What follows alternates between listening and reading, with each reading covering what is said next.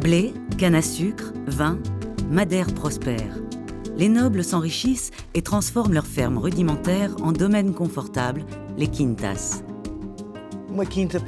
Une quinta, pour nous Portugais et pour nous Madériens, c'est une propriété qui était divisée en deux parties. Une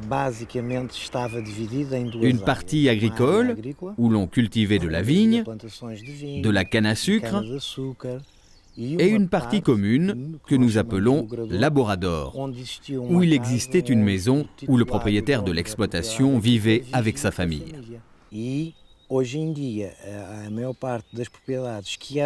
De nos jours, la majorité des propriétés qui étaient dans l'ensemble des quintas, avec des jardins et une partie agricole, est désormais réduite aux jardins et à la vieille demeure.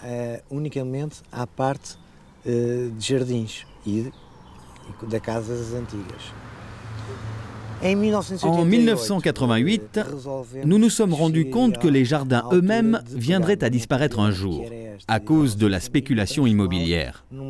Notre famille a donc décidé qu'il était temps de transformer notre propriété en une unité hôtelière 5 étoiles de luxe.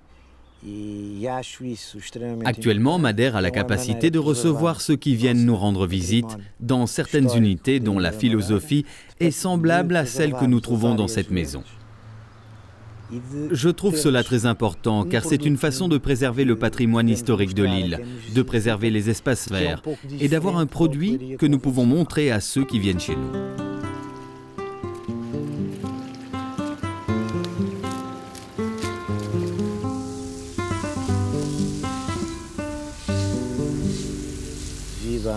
L'île de Madère était très liée aux routes des bateaux qui allaient en Afrique, au Brésil et aussi en Inde. Quand ces bateaux retournaient en Europe, ils s'arrêtaient souvent ici, ce qui a permis l'introduction de nombreuses espèces d'arbres et de plantes qui ont enrichi les nombreux jardins des habitants de l'époque.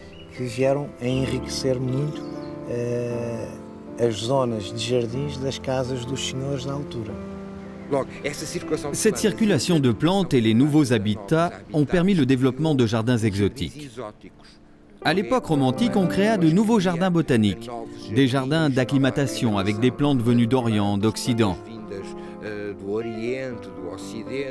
On mélangeait tout, on plantait des orangers dans les quintas et les couvents, des conifères, plus particulièrement des cyprès venus de France et du centre de l'Europe. C'étaient des plantes qu'on adaptait à des fins ornementales et qui ont donné aux quintas leur réputation de lieu romantique, avec leurs petites chapelles, les meubles français et anglais qu'on trouvait à l'intérieur.